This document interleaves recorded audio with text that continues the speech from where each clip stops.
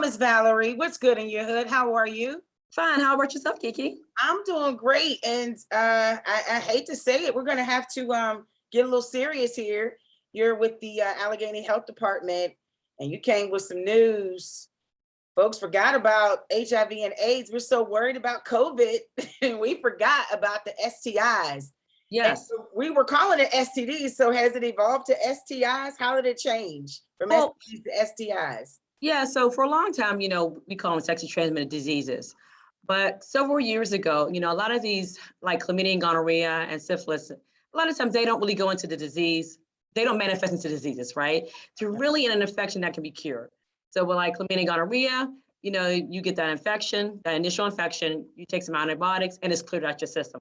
So it Right. doesn't manifest or go any more into a disease type of way. So So like that's why it's called STI could now. be a disease because Yes, no cure for it, there's right? a cure for it, exactly. And Okay. like I said again, if these infections manifest to something worse, like you're getting complications, then that's becomes more of a disease type, method or way. But usually, like I said, a lot of these infections can get cleared up with antibiotics, and you're good. I talked to you a couple weeks ago just about the increasing numbers of HIV and AIDS cases, and I was blown away that the numbers are increasing, Valerie. Yeah. How we're in 2021. How is this possible when we have so much information out there? Like, what happened? Where do we go Yeah. wrong in this, and particularly in the African American community? So, give us the deets on that.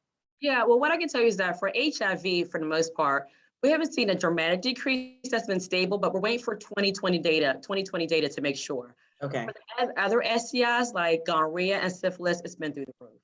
I Okay. mean, for the first 6 months of 2020 for syphilis, it surpassed all of 2019 data. And I think what happens, in COVID, I mean, a lot of people have been staying in the house and together, right? So, you think when you think of COVID and people being together and people being isolated, I mean, one thing you can do is engage in sexual activity, right? And usually a lot of people who will come to our clinic to get tested didn't have that ability. So anybody who maybe was infected with chlamydia, gonorrhea, or syphilis, or even HIV, who would have came to the clinic, got tested, got treated, or for HIV, got on medications, that wasn't there. Because again, a lot of facilities were closed. A lot of people were fearful actually going out. So, we're just still getting data and compiling it. But yeah, gonorrhea has been through the roof. Syphilis is increasing. HIV right now, like I said, again, we haven't seen increased numbers, but syphilis drives HIV. So I'm sure, as syphilis numbers rise, we may see HIV cases rise, but I don't have that data right now for HIV. But again, it's concerning. And a lot of these STDs, especially chlamydia and gonorrhea, there's no signs or symptoms. So they're asymptomatic. People walk around and have no idea that they're infected, but also too that they can pass it to their partners. Why is it more in the African American community, or is it? Yeah, I mean, I think the burden disease, when you look at HIV and STDs or STIs, the burden disease are usually those or the minority population, African Americans, and those identified as Latinx. Uh-huh. But again, I think, there's mistrust in the medical community. A lot of times providers, a lot of times too, don't talk to their patients about sexual health, right? It's like a taboo subject. People don't want to talk about, how you're having sex, where you're having sex, because that means they have to address it, right? And then we have people from, the LGBT community, especially, our bisexual men or men who have sex with men who are really impacted by these numbers. And again, a lot of these individuals do not feel comfortable when they go into the provider to actually talk about, their sexual health. Providers don't feel comfortable doing a sexual risk assessment, and that's a problem. So, besides medical mistrust, providers not talking about it, and then two, access. A lot of people, we have a bunch of hospitals around Allegheny County, right? People think, it's easy just to walk in the clinic and just get tested, but that might necessarily be the case. People might be underinsured again. People have to pay co-pays, people have to pay for the medication. So there's a plethora of reasons to why it really burns the African American community. But I think, proper testing and physicians really testing patients that come through the door who they think they're at risk.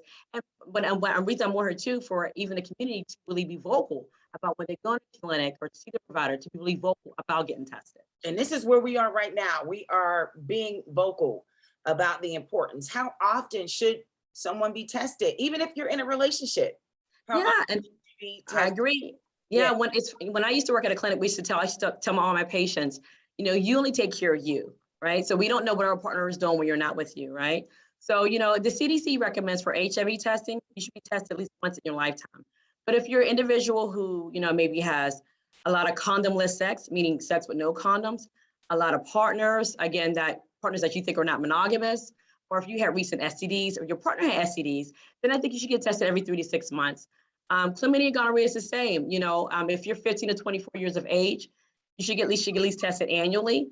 But again, if you're having sex more often with a variety of partners, not using condoms and a proper protection, then you should get tested more regularly.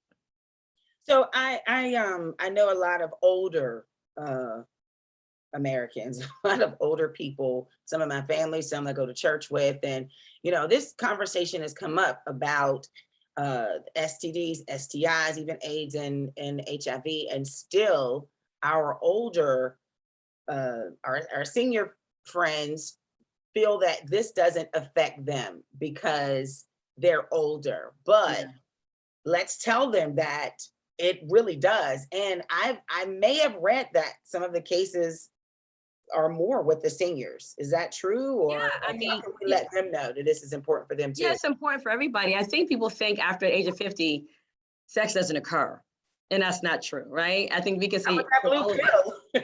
Yeah, sex continues right after 50, right? So, when we talk about, for example, syphilis, syphilis increases, syphilis cases are increasing amongst people under 30.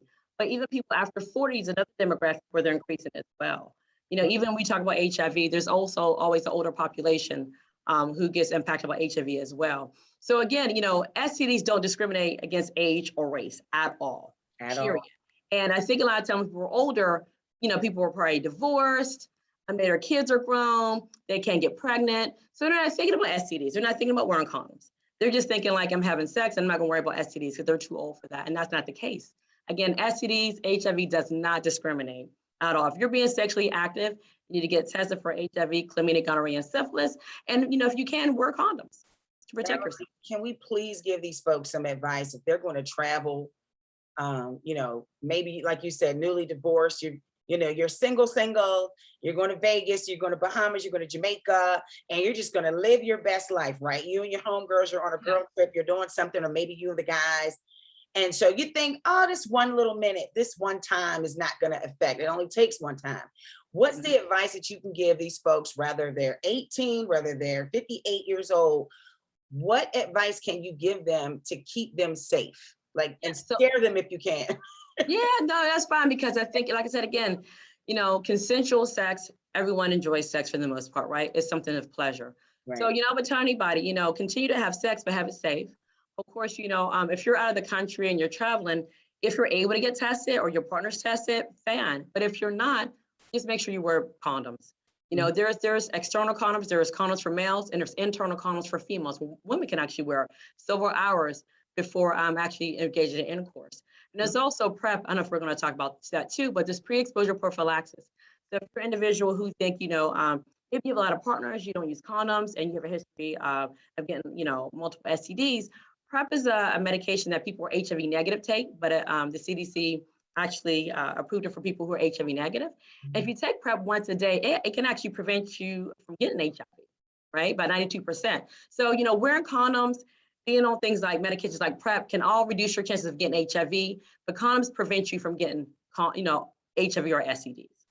And KID. So just let's just Exactly. every time I hear PrEP, I always want to do this because of the commercial. Just Yeah. and it's not, it's not a light subject. This is something that we should be so comfortable with to talk about with our family members, our kids, our parents, our grandparents, our coworkers. Like, this is something that's not going away. But we can reduce the numbers. We can do something about it. So let's just not ignore it. Let's not brush it off and think that, oh, not me. It could be anybody. And so, let's be smart with that. Anything else you want to tell our audience, from the health department, anything focused on these numbers, any other information you want to provide us? Yeah, I just want to tell people, again, Allegheny County, we're lucky. We have a bunch of clinics in the area that offer free or reduced cost for STD, HIV screening. And our clinic itself, the public health clinic, we offer free testing for HIV, chlamydia, gonorrhea, and syphilis free of charge. And we're a walking service. So anybody of the age 13 years and up can walk into our clinic and be seen and get tested for free and get treated on the spot as well. So, we just want people, again, the message is not to stop having sex. No, it's just to have safe sex and how to protect yourself and your partner, right? And we don't want to stigmatize having STDs, right? Like, because they happen during sex. So that's fine. But to make sure people are having a healthy sexual, experience. And then two, like I said, again, just make sure they're using a proper contraceptives like condoms and PrEP to make sure they don't, get, HIV or any of the, or get any of the other STDs. Thank you so much, Valerie Stallworth, Allegheny County Health Department. I always appreciate talking to you. Thank you so much for schooling us and for telling us what's good in your hood. Thank you. No problem. Thanks, Kiki.